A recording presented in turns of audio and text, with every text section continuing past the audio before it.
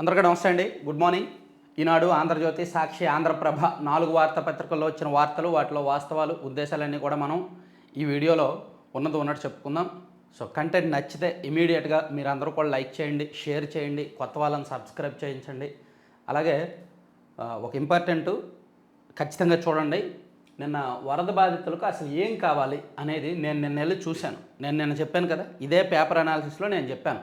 ఈరోజు వెళ్ళి నేను చూస్తాను, రేపు ఇస్తాను అని చెప్పాను కదా. సో అందులో భాగంగా అసలు వరద బాధితులకి ఏం కావాలి అనేది నేను నిన్న వెళ్ళి వాళ్ళతో నేరుగా మాట్లాడి కనుక్కున్నాను. ఆ వీడియో కూడా మన ఏపీ 174 ఛానల్లో పెట్టాను. ఇదిగోండి, బాధితులకు ఏం కావాలి అనేది.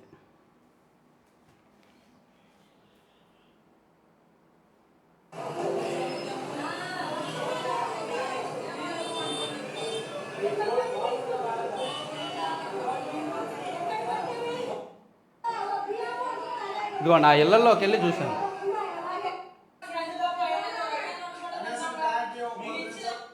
ఆ ఇళ్లలోకి వెళ్ళి చూశాను. ఆ ప్రాంతాల్లో ఆర్ఆర్పేట, ఓల్డ్ రాజరాజేశ్వరపేట, సింగ్ నగరు అండ్ పాయికాపురము, అలాగే భవానీపురం, స్వాతి రోడ్డు, ఈ ప్రాంతాలన్నీ వెళ్ళి చూసి అక్కడ బాధితులతో నేను మాట్లాడాను. సో వాళ్ళకి ఫుడ్ అందుతుంది, ఫుడ్ బాగానే సఫిషియెంట్గా అందరూ తీసుకొచ్చి ఇస్తున్నారు. అలాగే వాటర్ ఇస్తున్నారు, పాల ప్యాకెట్లు ఇస్తున్నారు. సో వాళ్ళకి లేనిదంతా ఏంటంటే వాళ్ళ ఇంట్లో అస్సలు బియ్యం లేవు. పోనీ ఇప్పుడిప్పుడే వరద తగ్గింది, వండుకోవాలంటే నిత్యావసరాలు బియ్యము లేవు, ఏమైనా చేయాలన్నా డబ్బులు లేవు. వాళ్ళందరూ కూడా పారిశుద్ధ్య కార్మికులు అండ్ కూలి పనులు, డైలీ వేజ్ వర్కర్స్ అన్నమాట. అలాగే కట్టుకోవడానికి బట్టలు అస్సలు లేవంట. ఉన్న బట్టలన్నీ కూడా నీటిలో కొట్టుకొని వెళ్ళిపోయినాయి. సో పిల్లలు ఉన్నారు, చిన్న చిన్న పిల్లలు ఉన్నారు, వాళ్ళకు కూడా అస్సలు బట్టలు లేవని చెప్పారు. సో వాళ్ళ సమస్య అంటే వాళ్ళకి ఏం కావాలి అని నేను తెలుసుకోవడం ద్వారా ఈరోజు మన ఛానల్ సబ్స్క్రైబర్స్కి నిన్న అడిగాను కదా, నాకు ఇవ్వండి, మీరు వీలైనంత ఇవ్వండి అని నేను అడిగాను కదా. అడిగితే చాలామంది నాకు ఫోన్పే చేశారు, కానీ బ్లాక్ అయింది నా ఫోన్పే. ఎందుకో మరి బ్లాక్ అవ్వడం వలన నిన్న చాలామంది చేయలేకపోయారు. ఫెయిల్డ్ అని వచ్చింది. అందుకే నాకు ఫెయిల్ అవుతుందని మెసేజ్ కూడా పెట్టారు కొంతమంది సర్లే ఫెయిల్ అవుతుందని ఊరుకున్నారు. మరి ఎందుకో ఏ ప్రాబ్లం ఏంటో తెలీదు. నేను ఆ నెంబర్ కాకుండా వేరే నెంబర్ అయినా ఇస్తాను. సో మీరు ఈరోజు కూడా ట్రై చేయండి. ఈరోజు మేబీ ఓపెన్ అవుద్దాం అనుకుంటున్నా. మనం 500 ఫ్యామిలీస్కి నిత్యావసరాలు ప్లస్ కూరగాయలు ఇస్తున్నాం. నిత్యావసరాలు ప్లస్ కూరగాయలు ఇస్తున్నాము 500 ఫ్యామిలీస్కి. కూరగాయలు ఒక 3 రకాలు లేదా 4 రకాలు ఇస్తాం, కిలోకేల లెక్క. నిత్యావసరాలు కూడా ఏమి ఇవ్వాలని మన బడ్జెట్ని బట్టి ఉంటుంది అనమాట. దాదాపుగా ఇప్పుడు వరకు ఒక 3 లక్షల బడ్జెట్ రెడీ అయింది. నేను అంటే 2.5 మనకు బయట నుంచి వచ్చింది, నేను ఒక 50,000 యాడ్ చేశాను కదా, ఆ 3 లక్షలు రెడీ అయింది. ఇంకా మీరు ఇవ్వగలిగితే ఇంకా నేను సాయాన్ని ఏదైనా పెంచగలను అనమాట. సో ఇవ్వాలని ఇంట్రెస్ట్ ఉన్న వాళ్ళు మళ్ళీ చెప్తున్నా, 7207071231 ఈ నెంబర్కి ఫోన్పే ట్రై చేయండి, ఫోన్పే చేయండి. అవ్వకపోతే యూపీఐ ఐడి సేమ్ 7207071231 @YBL అని యూపీఐ ఐడికి ట్రై చేయండి. YBL అని ఉంటుంది యూపీఐ ఐడి, ఇది ట్రై చేయండి. ఇది కూడా అవ్వకపోతే ఇదే నెంబర్కి నాకు వాట్సాప్లో మెసేజ్ చేయండి. సేమ్ ఇదే నెంబర్కి మీరు నాకు వాట్సాప్లో మెసేజ్ చేయండి, అవ్వట్లేదు అని. వదిలేదు, అవ్వట్లేదు అని మెసేజ్ చేస్తే నేను వేరే నెంబర్ ఇస్తాను. ఓకేనా? సో అది అంటే ఏదైనా ఈరోజే. నేను నిన్నటితో లాస్ట్ అనుకున్నాను, కానీ నేను అవ్వలేదు, చాలా ఫెయిల్ అయ్యాయి. దాదాపుగా 1,00,00,000 అమౌంట్ మనకు రావాల్సింది ఫెయిల్ అయింది. అలా వచ్చుంటే ఇంకా మనం ఎక్కువ సాయం చేసేవాళ్ళం. అందుకని ఇవ్వాలనుకునే వాళ్ళు ఆ నెంబర్కి నాకు ఫోన్పే ట్రై చేయండి. ఫోన్పే అవ్వకపోతే వాట్సాప్లో మెసేజ్ చేయండి, నేను వేరే నెంబర్ ఇస్తాను.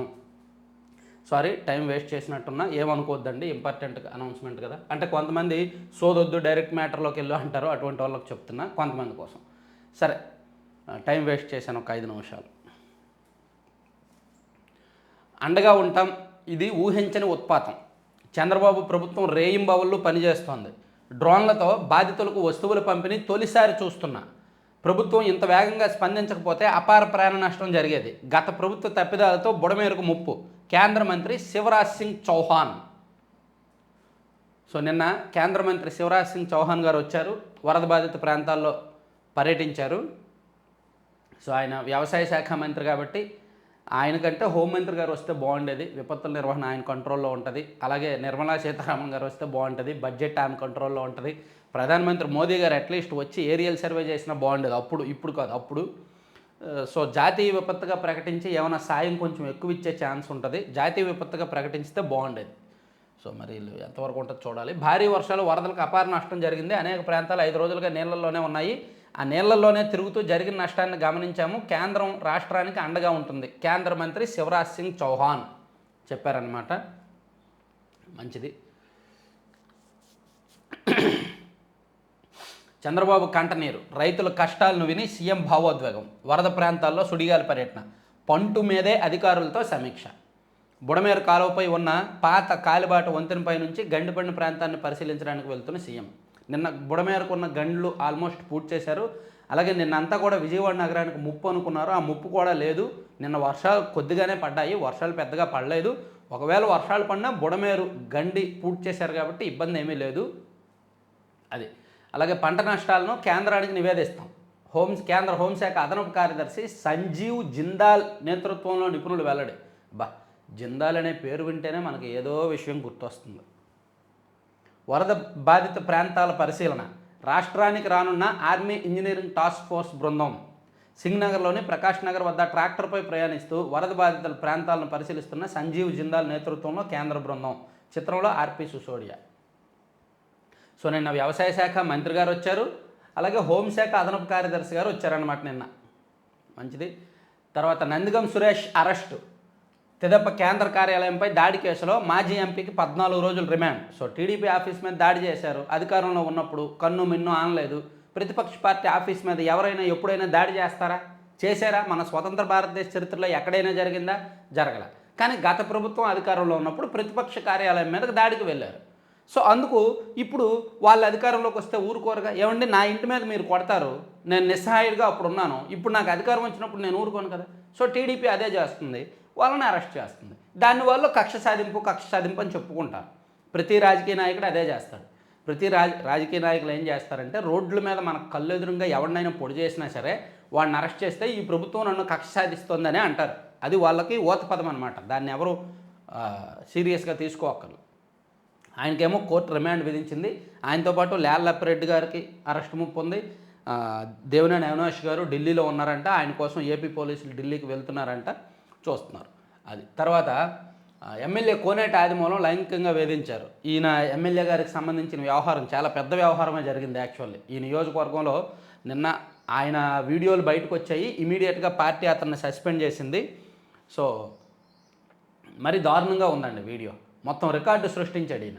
ఈ వీడియో చూసిన తర్వాత గోరంట్ల మాధవ్ గారు, నేను ఇంతకుముందు చెప్పా, గోరంట్ల మాధవ్ ఎవరు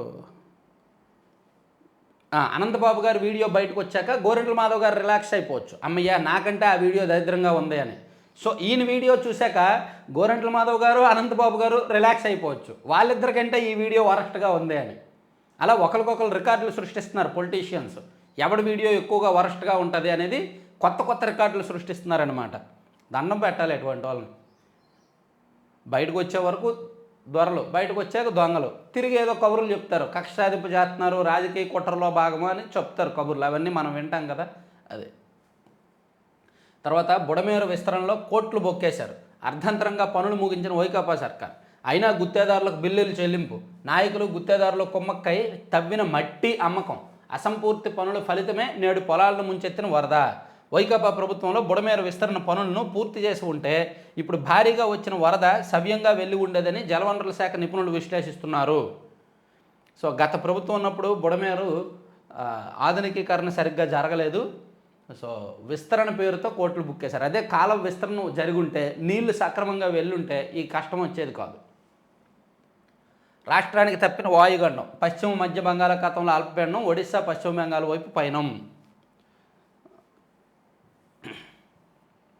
సో ఇంకో విషయం అండి, ముఖ్యంగా మీరు ఈ నెంబర్కి ఫోన్పే ట్రై చేయండి, అవ్వకపోతే ఇదే నెంబర్కి యూపీఐ @YBL పెట్టి యూపీఐ ట్రై చేయండి. మనం 500 ఫ్యామిలీస్కి నిత్యావసరాలు ప్లస్ కూరగాయలు ఇద్దాం అనుకుంటున్నాము. మన బడ్జెట్ 3 లక్షలు ఉంది, ఇంకా ఎక్కువ ఉంటే ఇంకా ఎక్కువ మందికి ఇవ్వచ్చు. అదొకటి. ఇంకొక ఇంపార్టెంట్ ఏంటంటే, ఈ విజయవాడ సమీపంలో ఉన్న వాళ్ళు వీలైతే పాత బట్టలు ఇచ్చేయండి. ఆ వరద బాధితుల చోటకు వెళ్ళండి, ఇప్పుడు నీళ్ళు ఏమీ లేవు, వెళ్ళండి, వెళ్ళి పాత బట్టలు చిన్నపిల్లలకి అసలు బట్టలు 5 రోజుల నుంచి అవే బట్టలతో ఉన్నారంట. వెళ్ళి వీలైతే ఆ బట్టలు ఇచ్చేయండి, పాత బట్టలు, పిల్లల బట్టలు ఏమైనా ఉంటే తీసుకెళ్ళి ఇవ్వండి. అలాగే చీరలు ఏమైనా ఉన్నా ఆ విజయవాడ సమీపంలో ఉన్న వాళ్ళు మన సబ్స్క్రైబర్స్ ఒకసారి షేర్ చేయండి. ఎవరికైనా చీరలు ఉన్నా సరే, కొంతమంది చూడండి చీరలు ఎక్కువ ఉంటాయి, కట్టుకోకుండా పక్కన పెట్టేస్తారు చాలామంది. సో కొంతమందికి బోర్ కొట్టేస్తుంది ఆ చీరలు.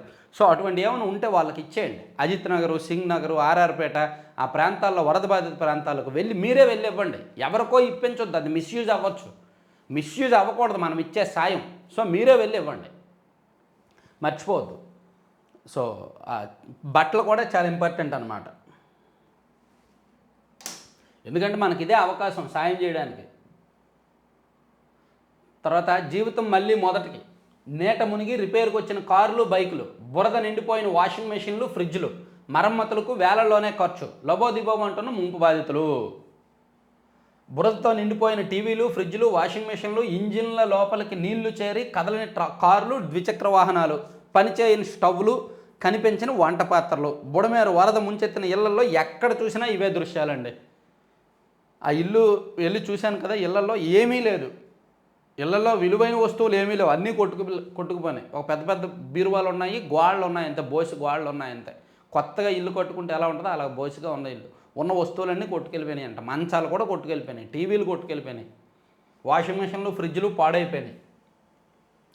సో వైకాపాకు పశ్చిమ జడ్పీ చైర్పర్సన్ ఆమె భర్త రాజీనామా.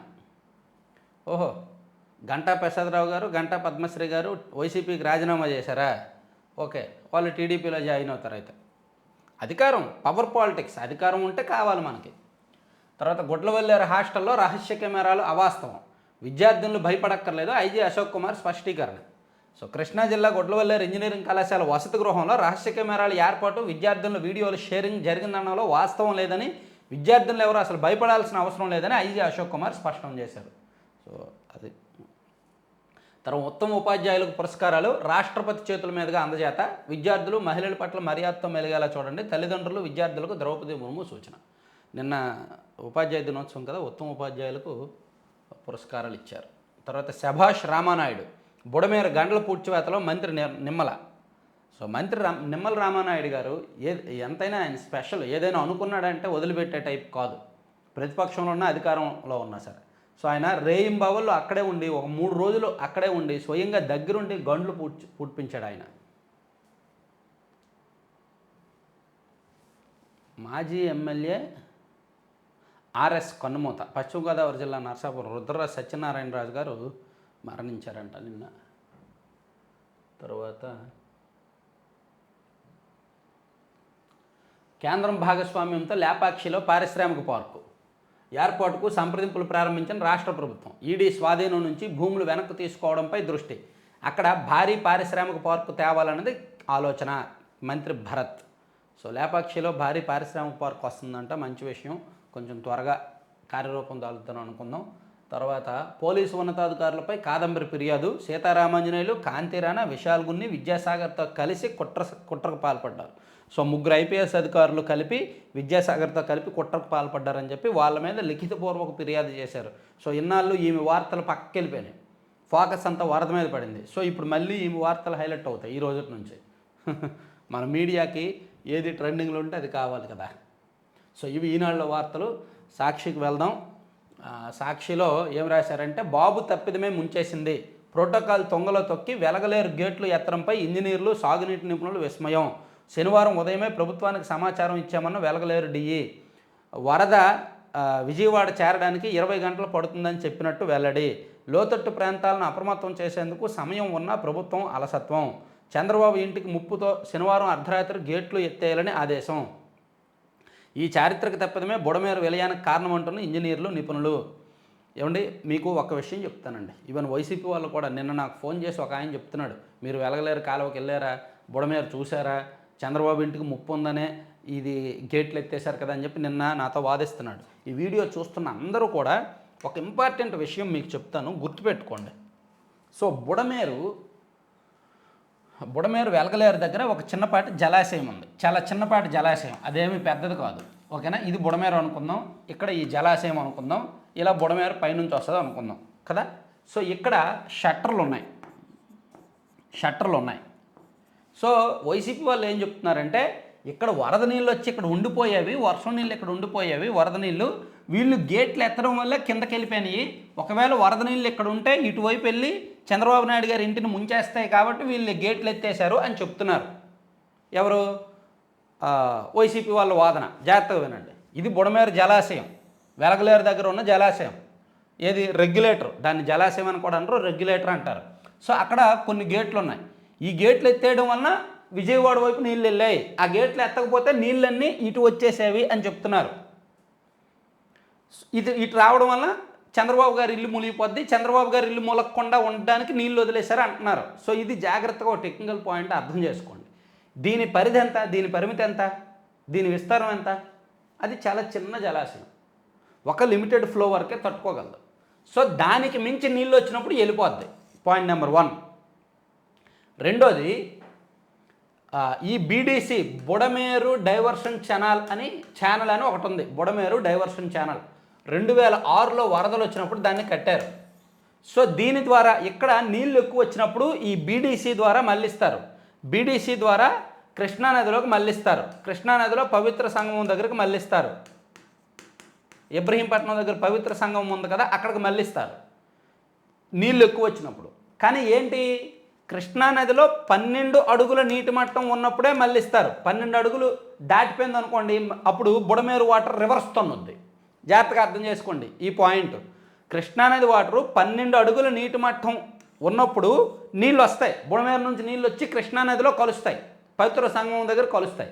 కానీ ఎప్పుడైతే ఈ 12 అడుగుల కంటే ఎక్కువ నీళ్ళు ఉంటాయో అప్పుడు ఈ బుడమేరు వాటరు రివర్స్ తంతాయి, వెనక్కి వెళ్తాయి. సో అదే జరిగింది అక్కడ. సో ఇక్కడేమో వాటర్ రివర్స్ తంతున్నాయి. బీడీసీ ద్వారా వెళ్లాల్సిన వాటర్, కృష్ణానదిలో కలవాల్సిన వాటర్ రివర్స్ వెళ్తున్నాయి. ఎందుకంటే కృష్ణానదిలో నీళ్లు పెరిగాయి, పైనుంచేమో బుడమేరు వాటర్ పైనుంచేమో వచ్చేస్తున్నాయి. సో అందుకు ఇక్కడ జలాశయం పెరిగి నీళ్లు వచ్చేసాయి. తప్పనిసరి పరిస్థితి అది. అది తప్పనిసరి పరిస్థితి. అంతే తప్ప కావాలని ఇక్కడ నీళ్ళు ఉన్నప్పుడు ఎవరు గేట్లు కావాలని ఎత్తరు. సో అది టెక్నికల్ పాయింట్, మనం అర్థం చేసుకోవాల్సిన పాయింట్ అది. నువ్వెందుకు వచ్చావు మధ్యలో? నిన్నెవడు రమ్మన్నాడు? ఓకే. ప్రోటోకాల్ తొంగలో తొక్కి వెలగలేరు గేట్ల ఎత్తడంపై ఇంజనీర్లు, సాగునీటి నిపుణులు విస్మయం. సో ఇది వీళ్ళు అంటే వైసీపీ రాజకీయం, వాళ్ళ రాజకీయ వాదన ఏంటంటే బాబు తప్పిదమే ముంచేసింది అని రాస్తున్నారు. ఇదిగోండి ఆంధ్రజ్యోతిలో ఏం రాశారు, ముంచింది జగనే అని రాశారు. సో ఎవరికి వాళ్ళు ఎదుటి వాళ్ళ మీద బురద వేస్తున్నారు. ఆ బురద వాళ్ళు తుడుచుకోవడానికి రకరకాల ప్రయత్నాలు చేస్తారు. అది సో ఫస్ట్ బురద వేసింది వైసీపీ వాళ్ళు. చేత్తో ఇంత తట్టెడు బురద తీసుకొచ్చి చంద్రబాబు గారి మీదకి వేశారు. అది వాళ్ళు తుడుచుకోలేక ఇప్పుడు తిప్పలు పడుతున్నారు. ఈరోజు ఆంధ్రజ్యోతిలో రాశారు, జగన్మోహన్ రెడ్డి గారు నువ్వే చూడు, ఈదుల్లో కుళాయిల దగ్గర గొడవలు అవుతాయి, నువ్వే ఇదంటే నువ్వే ఇది అనుకుంటారు. అలా నువ్వే ముంచావంటే నువ్వే ముంచావు అంటారనమాట. శుక్రవారం బుడమేరు పరివాహక ప్రాంతంలో భారీ వర్షం కురిసింది. దీంతో శనివారం బుడమేరుకు భారీ వరద వస్తుందని మాకు ముందే తెలుసు. వెలగలేరు హెడ్ రెగ్యులేటర్ వద్దకు 45,000 క్యూసెక్ల వరదలు వస్తుందని అంచనా వేశాము. గరిష్టంగా వరద వస్తున్న నేపథ్యంలో వెలగలేరు హెడ్ రెగ్యులేటర్ గేటు ఎత్తి వరదను దిగువకు వదిలేయాల్సి ఉంటుందని ప్రభుత్వానికి శనివారం మధ్యాహ్నంలోపే సమాచారం ఇచ్చాం. మరి ఇక్కడ చంద్రబాబు గారు ఇల్లు మూలిగిపోద్దని అనలేదుగా. అంటే దాని పరిధి దాటింది కాబట్టి, జాగ్రత్త వినండి, దాని పరిధి దాటింది కాబట్టి గేట్లు ఎత్తాల్సి వస్తుంది అని భావించారు. అంతే తప్ప చంద్రబాబు గారు ఇల్లు మూలిగిపోద్దని కాదు. అసలు చంద్రబాబు గారు ఇంటి వైపు నీళ్ళు వెళ్ళవు. బుడమేరు ఛానల్ రివర్స్ తొంతది. ఇందాక టెక్నికల్ పాయింట్ చాలా క్లియర్గా చెప్పాను, అర్థం చేసుకోండి. అక్కడ పరిధి దాటిపోయినప్పుడు, ఆ జలాశయం పరిమితి దాటిపోయినప్పుడు గేట్లు ఎత్తాలి, తప్పదు. సో అందుకు ఎత్తారు. హెడ్ రెగ్యులేటర్ గేట్లు ఎత్తిన 20 గంటల్లో విజయవాడకు వరద చేరుతుందని చెప్పాము. ప్రభుత్వ అనుమతితోనే శనివారం రాత్రి వెలగలేరు గేట్లు ఎత్తి వరదను దిగువకు వదిలేశాము అని చెప్పారు. సో ఇక్కడ అలసత్వం ఉంది, అధికారుల అలసత్వం, ప్రభుత్వ అలసత్వం ఉంది. వెలగలేరు దగ్గర గేట్లు ఎత్తినప్పుడే ఇక్కడ ముంపు ప్రాంతాల వలన అప్రమత్తం చేయాలి, వాళ్ళందరినీ ఖాళీ చేయించాలి. అలా చేయించలేదు. ఏం కాదులే, బుడమేరు చిన్నవాగే కదా, అంత ఎఫెక్ట్ ఉండదులే అనుకున్నారు. సో అది. తర్వాత కాలనీలో కన్నీళ్ళే. విజయవాడ వరద ప్రభావిత ప్రాంతాల్లో వేడన కష్టాలు. 5 రోజులుగా నీటిలోనే పలు కాలనీలు. ఇప్పటికీ లోపల ప్రాంతాలకు అందని ఆహారం, కష్టపడి కొన్నవన్నీ రోడ్ల మీద పారేయాల్సిన దుస్థితి. ఇళ్లలో బురద తొలగించేందుకు పాట్లు. పునరావాసం నోటి మాటే. 4 లక్షల మంది నిరాశ్రయులు అయితే 2,000 మందికి ఆశ్రయం. వాళ్ళు వెళ్ళట్లేదండి, వాళ్ళు ఇల్లు వదిలేసి వెళ్ళట్లేదు. ఎందుకంటే ఆ ఏరియాలో అంతా దొంగలు పెడుతూ ఉంటుంది. సో ఉన్న కొద్దిపాటి వస్తువులు కూడా తీసుకెళ్ళిపోతారని వాళ్ళు ఎవరు వెళ్ళట్లేదు. నన్ను అది కూడా అడిగా, మీరు ఎందుకమ్మా వెళ్ళట్లేదని. కొత్త వైద్య కళాశాల నిర్మాణం ఆపేయండి. ఆదోని పెనుగొండ కాలేజీల పనులు ఆపేయాలని సర్కారు హుకుం. కొత్త ప్రభుత్వ వైద్య కళాశాలలు ప్రైవేట్ పరం చేయడంలో భాగంగానే ఆదేశాలు. పీపీపీ విధానంలో అప్పగించేందుకు చంద్రబాబు ప్రభుత్వం నిర్ణయం. సో కొత్త మెడికల్ కళాశాలలు ఆపేస్తున్నారంట, ఆపేసి పీపీపీకి ఇచ్చేస్తున్నారంట. ఇచ్చేయండి, వాళ్ళు ఎంత ఫీజులు వేస్తారో ఏంటో. తర్వాత టీడీపీ ఎమ్మెల్యే ఆదిమూలం రాసలేళ్ళు. సో టీడీపీ ఎమ్మెల్యే దొరికేసరికి మరి వైసీపీ వాళ్ళు రాస్తారుగా, అది కామన్. ఇప్పుడు టీడీపీ వాదన ఏంటంటే ఆయన వైసీపీలో ఉన్నప్పుడే జరిగింది అని అంటారు. సో వీడియో ఇప్పుడు బయటకు వచ్చింది. ఆమె కూడా గవర్నమెంట్ వచ్చాక కొత్త ఈ ఆగస్టు జూలైలోనే జరిగిందని ఆమె చెప్పారు. కాబట్టి మనం బాధితురాలు వాయిస్తే వినాలి, బాధితురాలు వెర్షనే వినాలి. కాకపోతే అందులో కొన్ని అనుమానాలు ఉన్నాయి. ఆ వీడియో మొత్తం చూస్తే కొన్ని అనుమానాలు అయితే ఉన్నాయి, మళ్ళీ చెప్తా. మాజీ ఎంపీ సురేష్కు 14 రోజుల డిమాండ్. కక్ష సాధింపులో భాగంగానే అక్రమ అరెస్టు. అవును, పార్టీ ఆఫీస్ మీద దాడి చేయడం సక్రమం, దానికి అరెస్ట్ చేస్తే అక్రమం, అది మన న్యాయం. ఎవరైనా అడిగితే వాళ్ళు పచ్చోళ్ళు, ఎల్లోవాళ్ళు, కమ్మోళ్ళు అని తిడతాం. పార్టీ ఆఫీసుల మీద దాడి చేయడం సక్రమం అండి, ఒప్పుకోండి. అలా చేసినందుకు ఎవరైనా అరెస్ట్ చేస్తే అది అక్రమం, అది కూడా అంగీకరించాలి.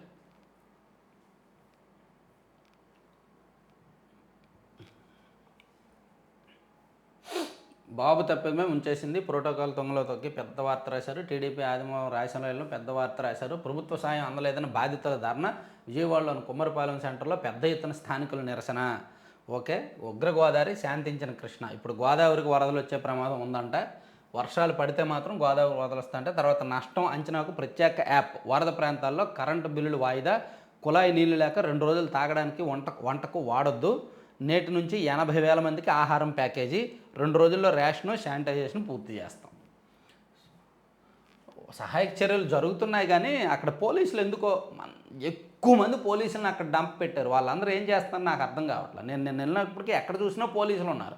మొత్తం ఖాళీగా ఫోన్లు మాట్లాడుకొని, ఫోన్లు ఇచ్చి చూసుకొని ఖాళీగా ఉన్నారు. అంతమంది ఎందుకు మరి నాకు అర్థం కాలే. అంటే జస్ట్ డౌట్ వచ్చింది అంతే, వేస్ట్ చేస్తున్నారేమో మ్యాన్ పవర్ అని.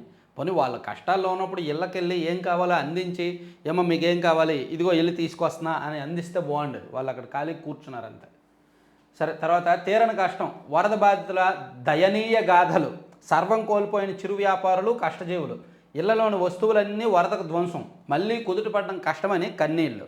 సో మళ్ళీ ఒక 2 నెలల వరకు వీళ్ళ లైఫ్ స్టైల్ మామూలుగా రాదు. ఇంకా ఈ కష్టం ఒక 2 నెలల వరకు వాళ్ళు ఆర్థికంగా, కుటుంబపరంగా అన్ని రకాలుగా. అక్కడ వరద తగ్గిన విపరీతమైన స్మెల్ వస్తుంది, విపరీతమైన దుర్వాసన వస్తుంది. నేను నిన్న ఆ ప్రాంతాలను తిరిగాను కదా, ఆ నీళ్లు చూడండి, మన ఇంటి దగ్గర కాలువ బాగా నీళ్లు నిల్వుంటే ఎంత మురుగు నీళ్ళు స్మెల్ వస్తుందో అంతకంటే దారుణమైన కొంప వస్తుంది అక్కడ. సో అందులోనే వాళ్ళు ఉన్నారనమాట. చాలా దయనీయ పరిస్థితుల్లో ఉంటారు. ఆ స్మెల్ అప్పుడే పోదు. శానిటేషన్ చేసిన తర్వాత కూడా ఒక 10-15 రోజుల పాటు వేధిస్తుంది ఆ స్మెల్. ముంచింది జగనే అని రాశారు. ఎందుకంటే బుడమేరు ఆధునికీకరణకు మోకాలడ్డు. సో గతంలో ఆధునికీకరణ విస్తరణ చేయకుండా ఉండడం వలన ఇలా వచ్చిందని చెప్తున్నారు. తర్వాత ఆదిమూలం వేధించారు, చెప్పుకున్నాము. ఏఐతో ఆయుర్దాయం పెంపు 10 ఏళ్లలో సాధ్యమే. ఒక్క ఏడాది పెరిగిన 1000 కోట్ల సంపద సృష్టి. వయోధికుల ఆలోచనల్ని, అనుభవాల్ని ఏఐ సాయంతో భద్రపరచాలి, ముందు తరాలకు వాటిని అందించాలి. బాగుందండి.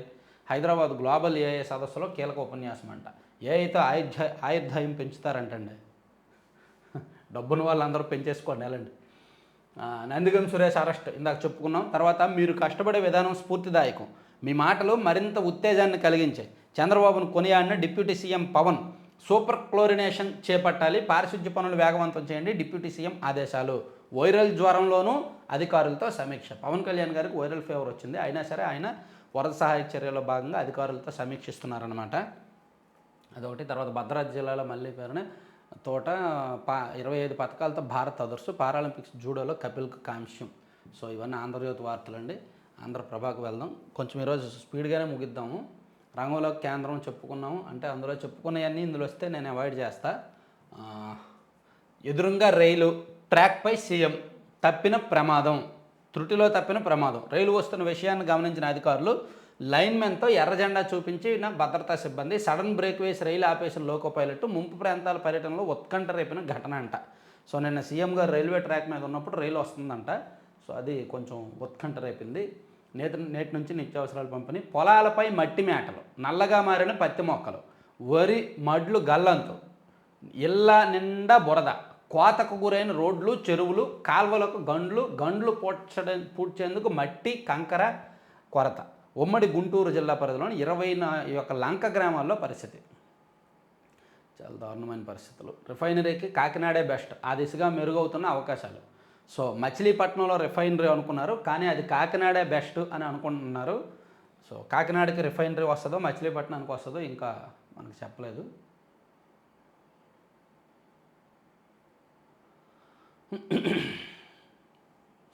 ఓకే, ఇవి 4 పత్రికల్లో వార్తలు ఇవ్వండి. కీలకమైన అంశాలు ఇవి. మరిన్ని కీలక అంశాలతో మళ్ళీ నెక్స్ట్ వీడియోలో కలుద్దామండి. Thank you.